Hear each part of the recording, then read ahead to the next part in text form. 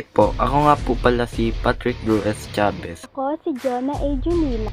I'm Richmond J.P. Earn. Ako si Leonard Bautista at Magandang araw, ako si Deneling Gipeliana at aming ipapaliwanag ang badminton grip, serve, stance, footwork, stroke, at equipment.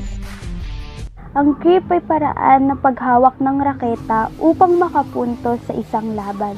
Ang mga manlalaro ay nagbabago ng paghawak sa raketa depende kung ito ba ay forehand o backhand shot. Meron dalawang uri ng grip, forehand grip at backhand grip. Ang forehand grip ay kilala din sa tawag na handshake grip.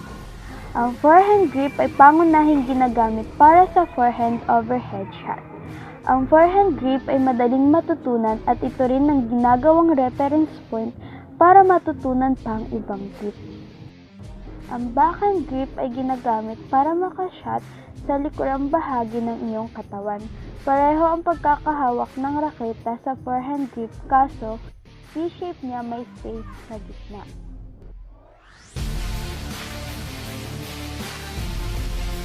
Ang pan-handle grip ay pangunahing ginagamit para sa forehand shot. Ito ay kapaki-pakinabang para sa maraming mga forehand sa mid-court man o sa net pero hindi sa rear court. Ang thumb grip ay kahalintulad ng backhand version ng pan-handle grip.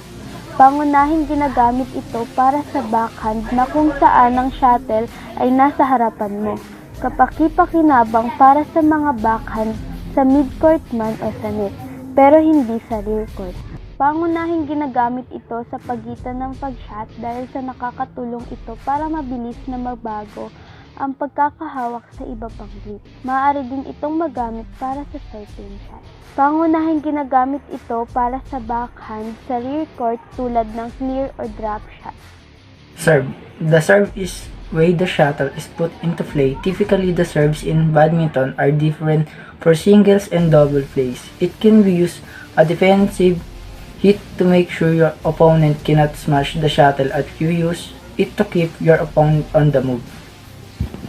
Ano nga ba ang badminton stance? Ang badminton stance ay tumutukoy sa pagtayo o postura habang natanggap ng mga shots o tira galing sa kalaban. Hindi gaano kilala o pinag-uusapan ang stance pero mahalaga din ito para mas mapahusay ang skills ng isang manlalaro. May tatlong uri ng stance: attacking stance, defensive stance, at net stance. Ang attacking stance, ginagawa ito upang mas mapalakas ang tira ng isang manlalaro. Defensive stance, ito naman, napapalakas nito ang depensa.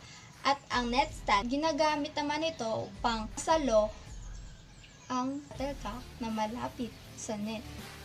Will be a chase on the side, and the sequence will be left foot into the right before the right foot into taken outside away from the left.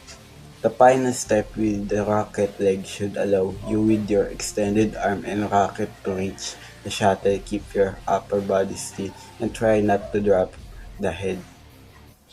Why important footwork in badminton? Important ito because effectively and organized footwork provides super speed and agility, which enable the player to move around the badminton court slightly in return every shuttlecock. The shuttlecock can move extremely fast and you must move faster than the shuttlecock to be able to hit it. Stroke. Stroke refers to striking patterns like underhand, overhand, overhead, and sidearm. Type of stroke: forehand stroke, backhand stroke, underhand stroke, and overhand or overhead stroke. Ang overhand naman po ay refers to any shot struck on the side of the body.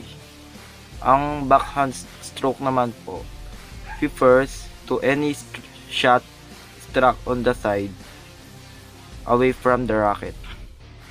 Underhand stroke.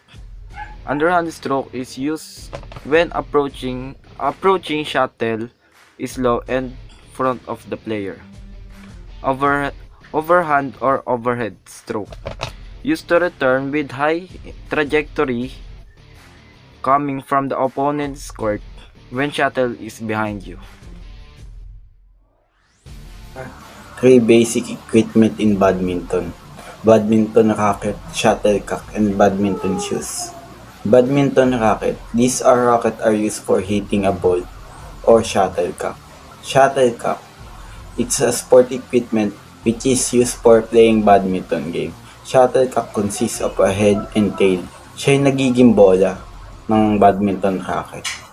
Badminton shoes. Badminton shoes is important part of badminton equipment and gear. They protect you against injuries or falls. They also help you move faster and more security through the court.